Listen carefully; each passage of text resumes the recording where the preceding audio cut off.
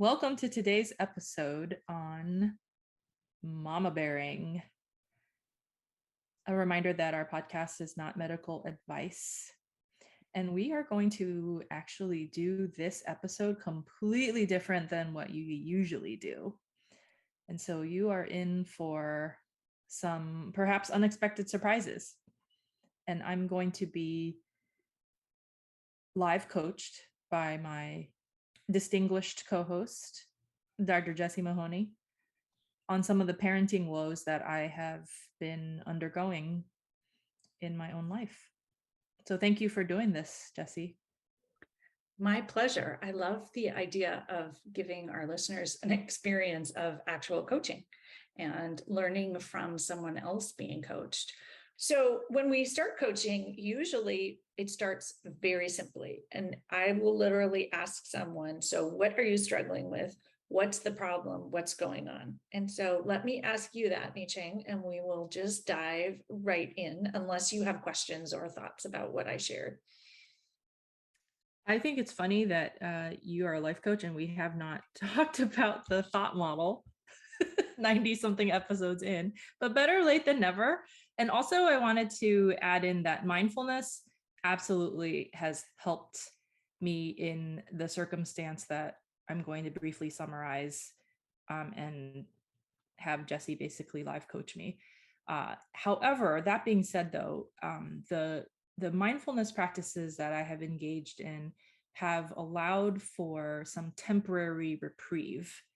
And so it's only a matter of time before another incident ramps up the anxiety or the worry again that I feel. And that the mindfulness temporizes and allows me to accept what I'm feeling in the moment, but it doesn't necessarily help as much in terms of finding, like, for instance, a long lasting solution to a probably very needed mindset shift. So I wanted to offer that yes, mindfulness is super important, but it's also not a panacea. Just like I feel like coaching is also not a panacea either. And so if there's excessive struggle, if there is harm to mind, body, and spirit from the circumstance that you're experiencing, like, do not hesitate to reach out and get professional mental health support, because we know that getting help helps. So just wanted to add that. Yeah, I wanted to reflect on that. Actually, I think it's really powerful. And I will say that I like to infuse mindfulness into every line of the model. And so I think bringing the mindfulness into the coaching helps. And as we talked about in a recent episode, when you practice mindfulness like you do on a regular basis, you're much more receptive to the coaching and your brain is much more malleable. And so it's setting yourself up well. And then what mindfulness really allows you to do is take advantage of the pause. And that's really what I think you were alluding to. So when you pause and you're present in that pause and you are able to notice, which is what mindfulness is, noticing everything that's happening a little bit from the outside, you're much more able to tap into the intention of where you want to go with it and how you want to respond to it. So I think of coaching as kind of what happens after that. It's setting your intention, figuring out how you want to show up, but you have to step back and see it. And so coaching in and of itself is an act of mindfulness. It's just much more targeted and intentional and focused, a little bit outcome focused, but the first part of it is just noticing. And often I find people I work with have tremendous relief from literally noticing their thought patterns and noticing what their brain is doing. And sometimes we don't even need to fix it. Once we've noticed it and you have it in this model and you're like, wow, I'm thinking this, and this is why I'm feeling this, and this is why this is my experience as a parent right now, you can detach from it and you don't have to sort of assume that it's out of your control. It gives you your agency back. And the other thing I will add is that, like, and you've said this before, but maybe nothing has gone wrong. Yeah. So maybe we're going through this whole coaching exercise, and then at the end of it, maybe I will realize that perhaps nothing has gone wrong. And conceptually, like, yeah, I know about the thought model. I know how to apply all of this. However, when we are in the thick of it, when our fight or flight has been activated, especially on our offspring's behalf, like it is hard to get our prefrontal cognitive cortex to put a lid back on our limbic system. So I just wanted to vocalize that it is hard. Well, and I think that's the value of coaching. I think a lot of us listen to podcasts and we consume and we're like, I know the model and I know how to practice mindfulness, but it's the actual doing of it. And I still get coached. And then I'm like, oh, yeah, look at me. I'm doing that again. But until you're in it, it's very hard to see it on your own. And so there's definite learning from watching someone else, but getting your own coaching is invaluable. And I think that's why so many of us continue to embrace it. And I do want to also offer that it isn't a replacement for mental health. And many people actually do coaching and therapy side by side. And sometimes when we're coaching, we get into this thought model and it's clear that it's a therapy issue and it's a mental health issue.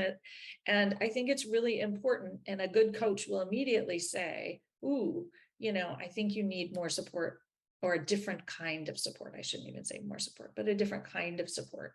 And neither kind of support is better or worse. It's really what you specifically need. So let's dive in and tell me in your own words what the problem is right now. What are you struggling with? I am struggling with riding the highs and lows of an almost 13-year-old child, to the point where the emotional roller coaster, especially when the lows are so low that I notice that the child is okay in some respects, bounces back pretty quickly, but I'm still dwelling in the low. Along with that comes what I feel like is excessive worry and excessive anxiety about that low, because I know inevitably that another low is coming. And it's really uncomfortable and it's really sometimes distressing. And so I want to be a present, available, supportive parent and not one that snowplows or helicopter parents. But I feel like if I am continuing to dwell in the low and have this ongoing foreboding that I'm going to be completely white-haired by the time 7th grade is over, and B, to that effect, like me dwelling in the lows will ultimately harm my mind, body, and spirit. So I just want to give you that thought back. First of all, I want to call out that I've had 3 7th graders and I have a lot of grace and white hair. So that's part of the journey of being a parent. And maybe nothing has gone wrong. And one of the reasons I say that is also it's sometimes helpful to throw a little humor in. Like we all feel a little softer when we laugh or smile. And so just thinking about the natural course of white hair might help with that. But your brain says, what you told me, that dwelling in the low is a problem. Yes. Why is it a problem? For me, because the low is associated with the constant anxiety and worry while in that low, like worrying on my child's So behalf. you're worrying that worrying is causing you to not be present. Yes. Ah, okay. Does worrying have to be a problem? No, not necessarily. However, I can feel that the worry and the anxiety are expending a lot of energy that I wish I could be devoting to other more productive or more beneficial activities, or simply being, as opposed to worrying, or as opposed to being in the midst of anxiety. So of course you would rather worry less. Yeah. Does that make sense? And what if worrying about the worrying is expensive? What if worrying about the worry is expensive? Emotionally expensive to your mind, body, and spirit. Yeah, it totally is. It's an extremely high cost. Mhm. So what if you, I just want to offer, stopped resisting the worry? Yes, and again, conceptually, I know all Yeah. of this, Okay. right? Yeah. What's getting in Um, the way? of allowing the worry Mhm. or worrying about the worry. Um, I think part of it is like self-judgment. It's like, oh, I should know better, right? Mhm. Like that I am a mindfulness meditation teacher and I've been coached and I should be able to handle this on my own or like be better equipped to manage this. And yet I still cannot deny the feeling or the act of my tendency to worry and be anxious, especially during a low, Yeah. So which I, notice yeah, when you have in your thought line, you should be doing better. How do you feel? that it's showing up again. This should, Mhm. like, Or do you feel like you're failing or? I think in some respects, yes, like that. I thought maybe I would have or would be able to cope with this a bit better given all of my extensive practice and training. Mm. Um, and so yeah, I think that there is probably a piece of failure or somehow letting myself down in this parenting journey when conceptually I know that probably all of this is part and parcel normal for a parent of an almost 13-year-old that is entering 7th grade. How many moms um, worry and have emotional roller coasters and excessive worry and anxiety about teenage children? I think most moms. Mhm. And do you think they may even take longer to recover than their children? Yes. And what about physician moms? I think perhaps we're even set up as physician moms to hang on to the negative attention bias even longer because that's how we were trained to be really skilled physicians, was that we were taught to be expert catastrophizers on behalf of our patients. So if of course taking what are your favorite quotes, Jesse? Of course it's natural for that expertly honed skill to then be translating into life outside of my physician hat. Of course it translates into me being a mom. What is your catastrophizing telling you? The like, what if my child doesn't come out of this low? What if this low is like a really low that hangs on for days or weeks and I'm not able to get my child out of it? How do you feel when you think that? Horrible. Okay, and then what happens? Just kind of like a pit in my stomach is what I feel.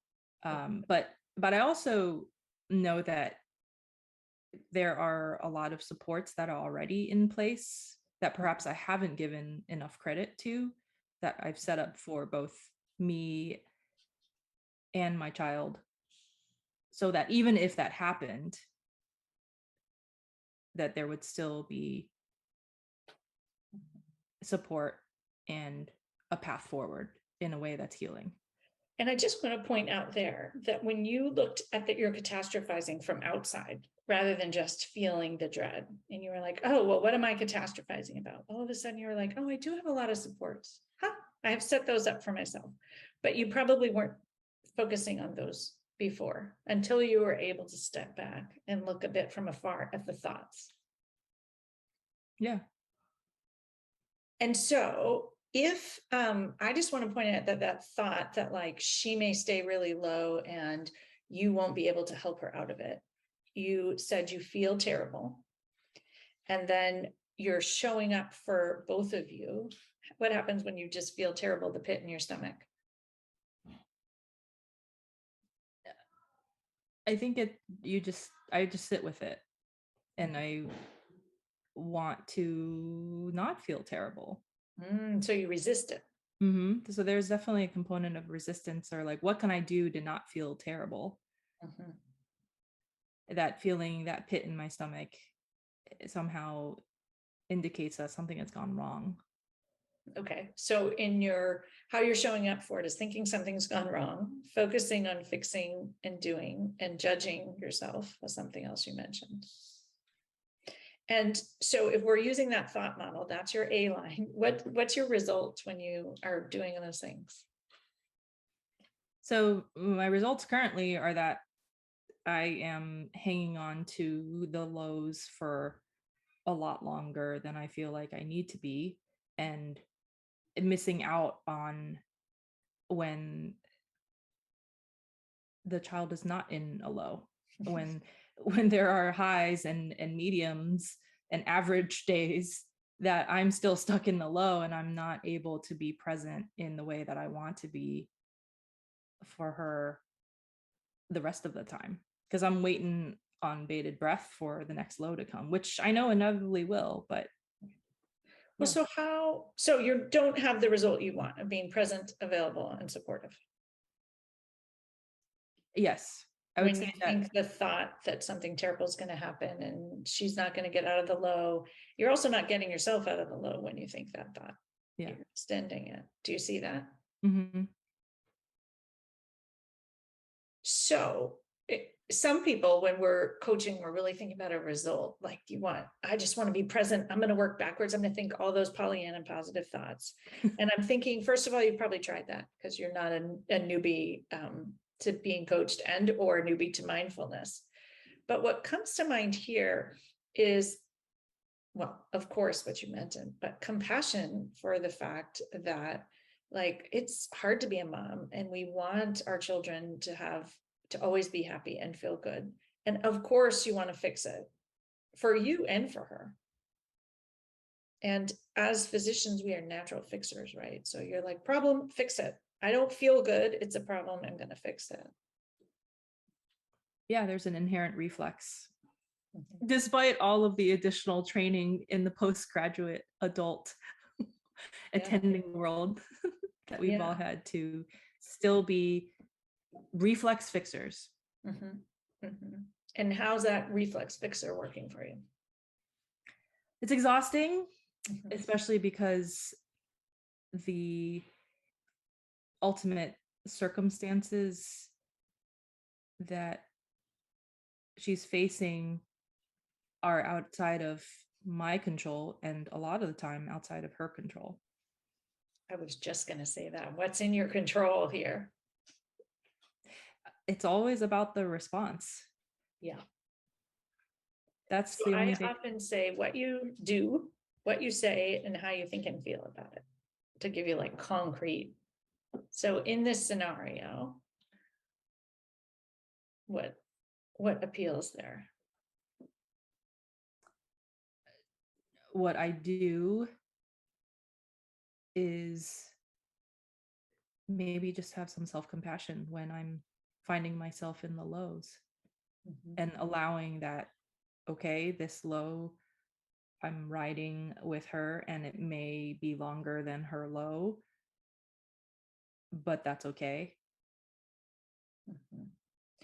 Do you think if you could show up with compassion, and we might need to massage that to figure out how you can show up with compassion for yourself, but if you showed up with compassion, do you think your low might be less low or shorter without Yeah, actually fixing it? yeah, I think so. I think that the compassion piece reminds me of normalization of what I'm feeling in the moment. So it reminds me of the common humanity in which I am in that experience, which otherwise is quite isolating. Mhm. So I think in and of itself, even just that reminder is helpful. Yeah. So I often ask that question, what would compassion do here for you and for her and for all moms and teenagers and their parents everywhere? For me, compassion will look like taking care of myself in a way that is in alignment for me, and not necessarily trying to fit in like, oh, is there something that I could do with my child that is compassionate, but actually giving myself permission to think about my own needs, putting my own oxygen mask on first in a way that is individualized to me in the moment. Yeah. Would compassion be okay if you happened to cry or feel sad or be upset? Would compassion Absolutely. judge that? No, it would allow and accept and honor that and hold it warmly and with kindness.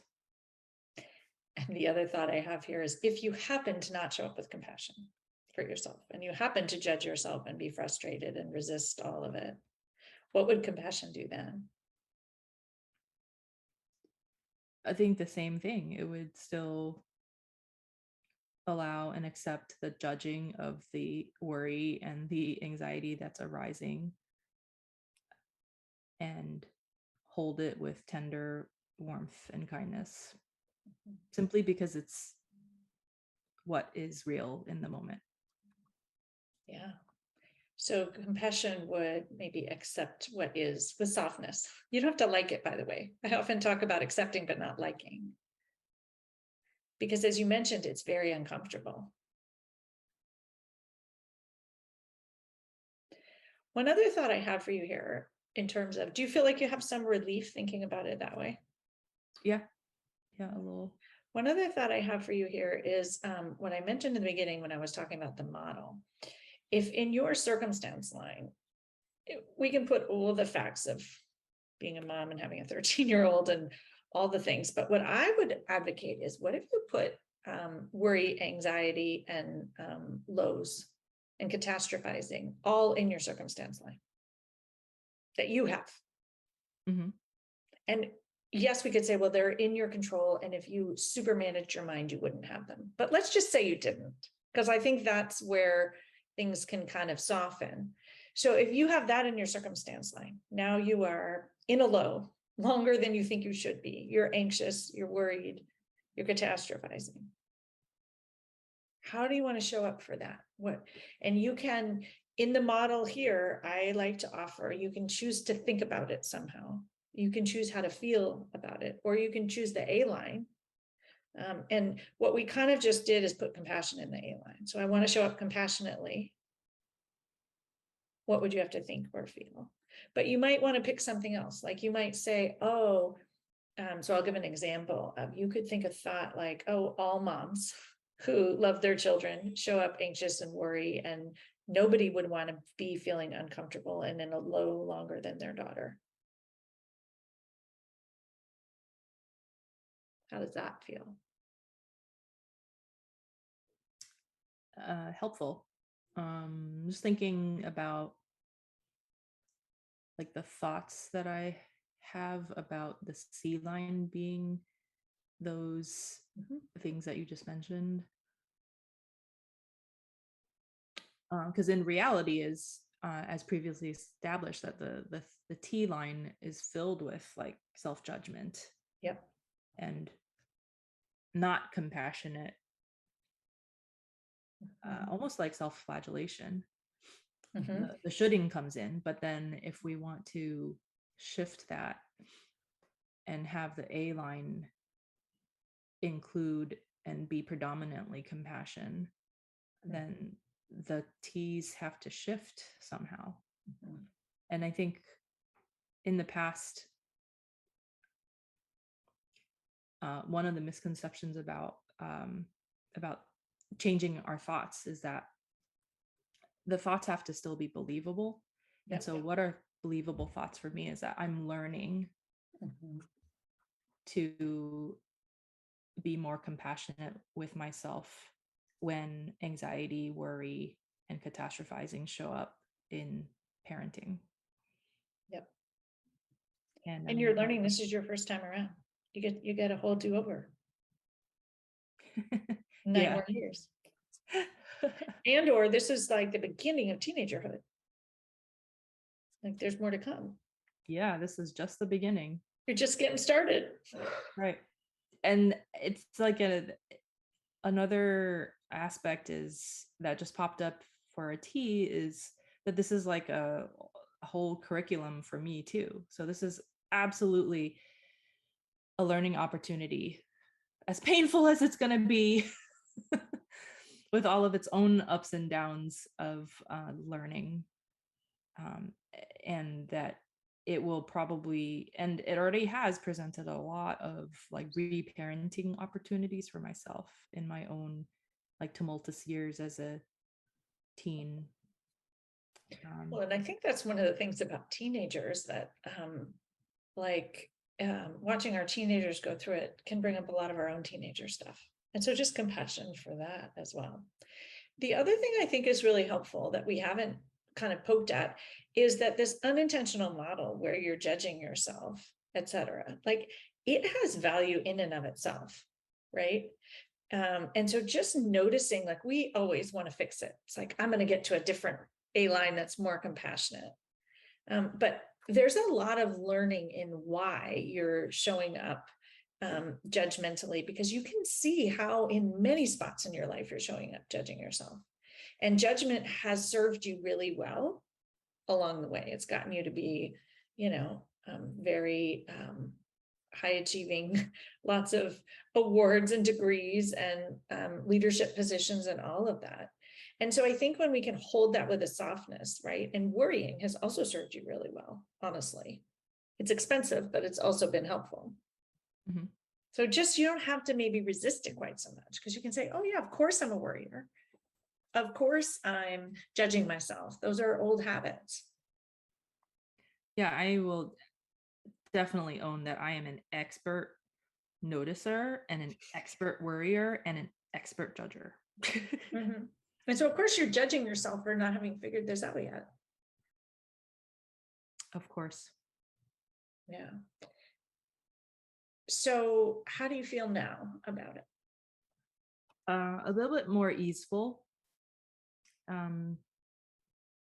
Yeah, definitely a little bit more easeful, and perhaps a little less kind of tight about it. Like going into this, I was definitely kind of a ball of nerves and a ball of dread.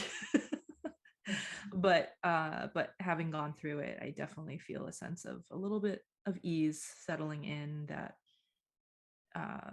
and what's coming up for me, it's like it's going to be okay.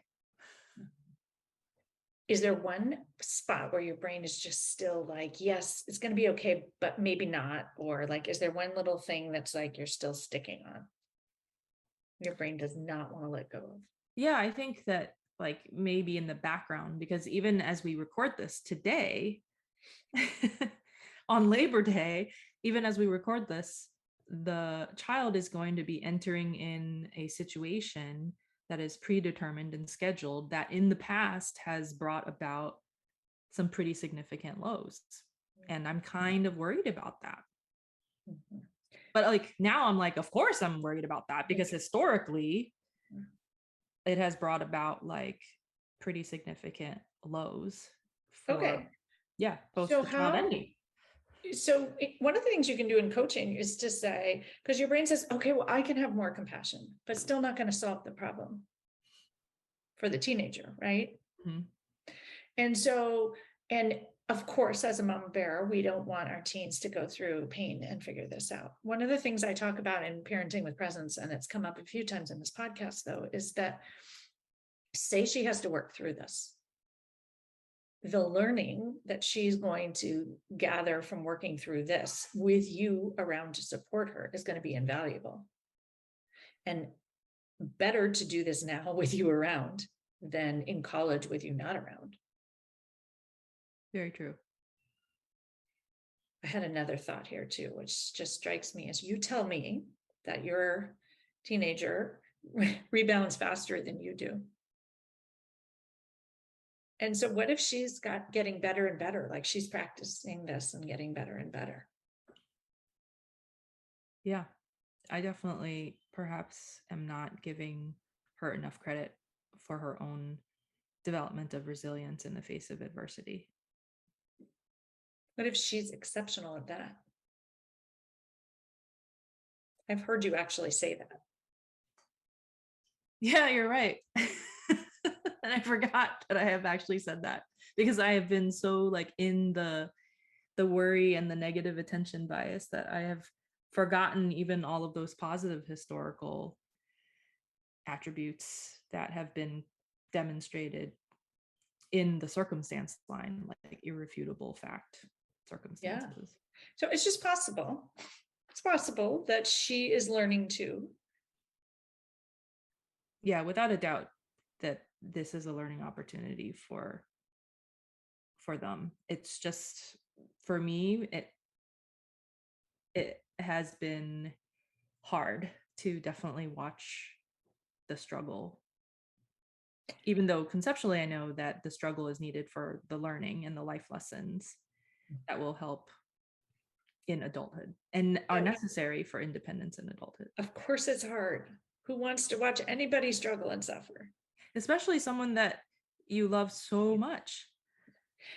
And I think that most parents, we have a story that our job is to keep our children from struggling and suffering too. And so we have failed if they're struggling and suffering.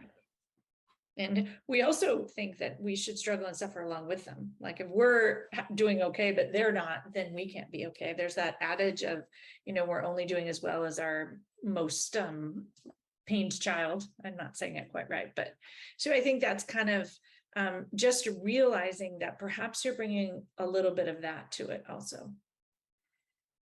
Yeah, absolutely. I think identifying more recently, definitely like I am over empathizing in a way that is not helpful on behalf of my child. And sometimes I find that not as a way to beat yourself up or whip yourself into shape, but to realize that like, oh, I may not, how I'm showing up may not be the most helpful. And so what if showing yourself compassion here was a great thing to model? Yeah. Another thought that just popped to mind here too. And I sometimes in my coaching like to like offer thoughts because I have gotten coached a lot myself. And I sometimes love it when someone gives me a thought and I'm like, yes, that's the one I really want. And so the other thing is, what if you modeled for her that it was going to be okay? But like, as you said earlier, something about in the end, it's more than likely going to turn out okay. Mm-hmm. This came up a bit in the coaching around launching children. And the idea is like, if we're really worried, we also show them that worry. And so it doesn't mean you have to hide it, but you can show how you can be worried and manage it. And you can also show that underneath you think it will likely turn out okay, because they're watching you. And I do think you believe that. So it's letting that percolate up. Now, I want to call out that as doctors, and this came up in my own coaching recently, and I think it's funny, we're trained to be a little bit superstitious too. And so it's like, if we said, oh, it's going to work out okay, don't worry about it, 99% of the doctor brains would say like, oh, no, don't do that, because that means it won't work out. And it's not okay to let that out. And so just realizing how that comes to play. Absolutely. Like you're going to jinx it. Like, Yeah. remember when we were on call Yeah. and we went into the service and it was quote unquote light. And we were like, oh, I hope you have a good white cloud call. Yeah. As if like having a black cloud was then labeled as quote unquote bad. And having a white cloud was good. Like, yeah. absolutely. So maybe just noticing if that's coming into play. Yeah. Yeah, that the superstitions could actually sometimes be reinforcing false beliefs. Yeah. Yeah. Well, I think we just have to soften to like, oh, I probably don't want to tell myself. Like, we're always thinking, what more can I do? I have to do more. I have to make sure it's okay. We're in there wanting to manage and control and fix the outcomes. And of course we do, because we love our children. But realizing that much of this, as you well pointed out to me, is not in your control. Mm-hmm. But what's in your control is how you show up for it. And maybe it's simply that I'm showing up more for her.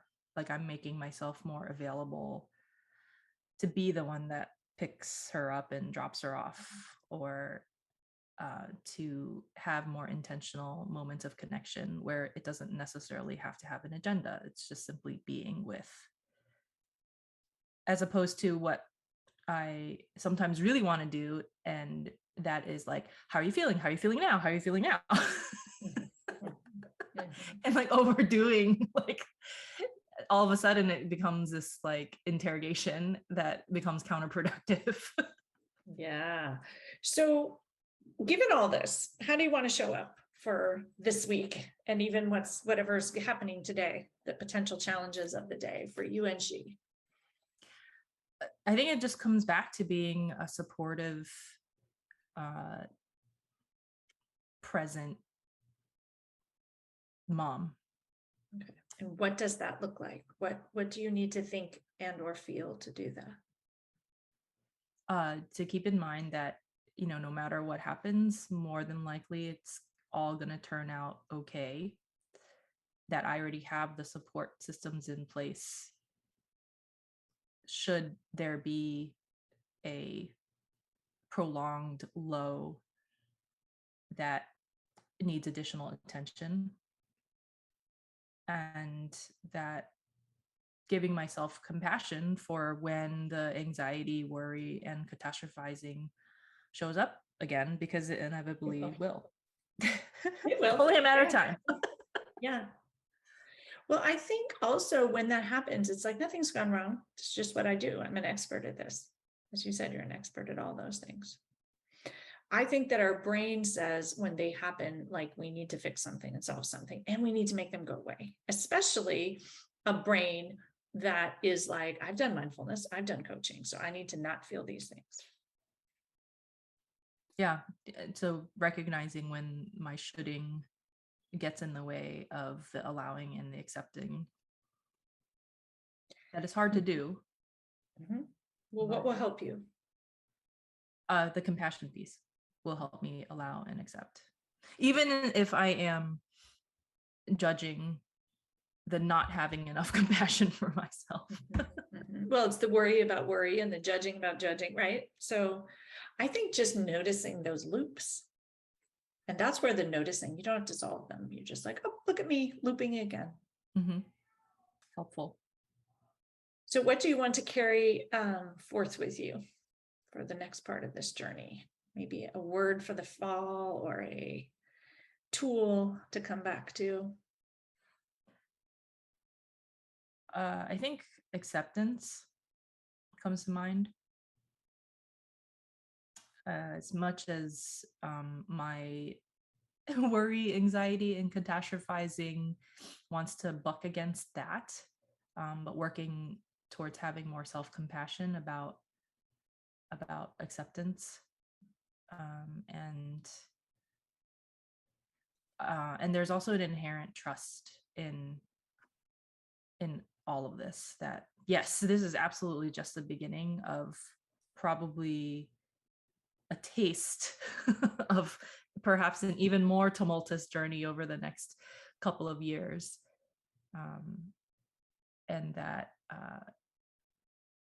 that I have the resources, as she does, to navigate the next couple of years, even if it's difficult,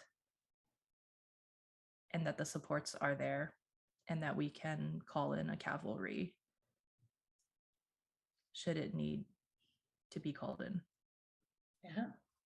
So a couple of things I heard is like acceptance. And I just wanted to call out acceptance for you, acceptance of yourself as you are, worrying and all, acceptance of your teenager, and acceptance of the situation, and acceptance of situations of moms and teenagers, and all the complications therein. And then I also heard trust. And so maybe what would trust do could pop up, like when you find yourself freaking out, which you will. I send you love, but I know that you will. So when you're in that moment, it's like, oh, right, hand to heart, what would trust do? Or what would compassion do? Or what would acceptance do? And one of the tools that I love is I usually have a little collection of words and I run through them. And I'm like, which one is the one for that one, right? For this moment. So I think to try them on and just allow yourself to borrow whatever tool it is for that day. I think this was super fun. I hope I can tell it was helpful for you by seeing your face because you're smiling now. But I hope also that it has been helpful to all of our listeners just to see what coaching is like. And it's, I find it fun to sort of explore our minds and see what's there. And some of the things that came up here are so common that come up in coaching, like the judgment and the loops, anxiety about anxiety, or worry about anxiety, or judging ourselves for judging ourselves. And so the relief comes from seeing that and focusing, as you mentioned a few times, focusing on what's in your control and letting go of what's not in your control. And sometimes we don't want to do that. And so just accepting that sometimes we don't, like sometimes we want to resist uncomfortable feelings, but the gift and the freedom comes in softening to that resistance and letting them be exactly as they are. Yeah, even allowing the resistance softens that resistance into conversely allowing it to be there. So as we end today, stay on after the singing bowl for a mindful moment. And if coaching feels like something that might help you, I would love to work with any of you. Reach out either to do one-on-one coaching like this, or I'm going to be offering Parent with Presence this fall. So join me for that. It's you can see here how amazing it is even learning and listening from someone else being coached. And so when you're in a group of people who are all struggling with many of the same thought patterns that we have as parents and old habits that many of us have, the learning can be in a much more compassionate, loving space. And it's so much easier to see instantly that you're not alone. And we all struggle with our common humanity. So I would love to have any of you join me for that. And the links will be in the show notes.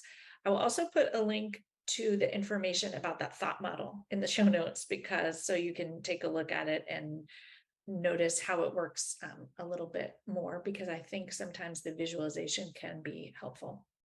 So reach out if you have questions about coaching, if you're interested in coaching. And thank you all so much for listening to us today. Please share the podcast with others who you think might find benefit. We would love to reach more people and change more lives and help more parents and teenagers and children and families enjoy their relationships, connections, and lives more.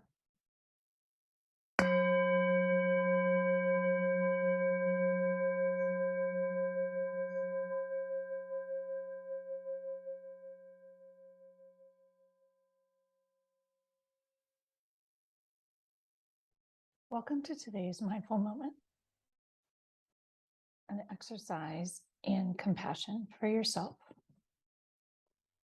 I invite you to find a comfortable seat if that's available to you, and otherwise to find your feet on the earth. And immediately bring a hand to heart and another hand atop. I offer hand to heart in almost all of my yoga classes to help you grow a connection with yourself, to connect with your humanity, and to connect with kindness for self. An opportunity to notice that you have a heart, an opportunity to notice that you're human. I invite you right now to take in a long, deep inhale through your nose and an exhale through your mouth, letting it out. An inhale of acceptance of your humanness. And an exhale to let it go of the resistance of whatever is.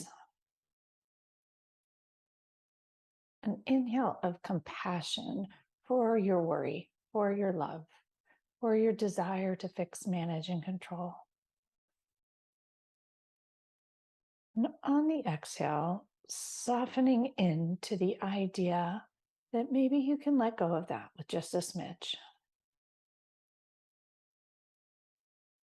Coming back to your usual breath. Notice your hand upon your heart.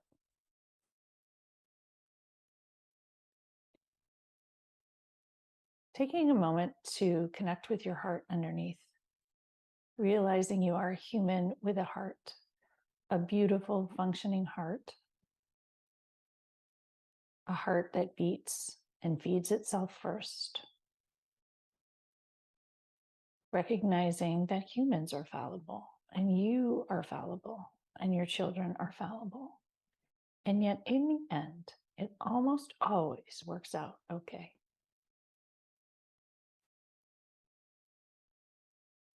Checking in with your intention in relationships. What is your intention? Is your intention to be present and love? What would help you show up with that intention? What would help you be more present? What would help you love more? What if worry is love?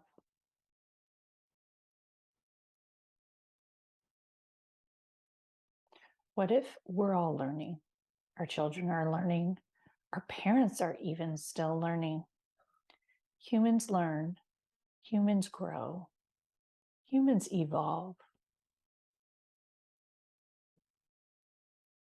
Connecting your hand into that heart space once again, press the heel of your hand in gently, sending yourself compassion for the journey, for this journey of human life, for the seasons of human life, for the seasons of our children at every age they pass through, for the seasons of our own self at every age we pass through, the seasons of our parents and every age they pass through. Sending ourselves compassion for the challenges, the difficulties, the bumps, the struggles, our brains that tell us things that aren't helpful. Taking a huge inhale and a huge flushing it all out. Exhale. Bring your hands to heart center, palms together, rub them together. Enjoy. Thumbs connect to the sternum. Take a moment here to set your intention as you move ahead. Can you show yourself compassion? Reminding yourself you're human. Reminding yourself all the humans you love are human. Reminding yourself that we are all living, loving, learning, all messy and all beautiful. Reminding ourselves of the beauty in the mess.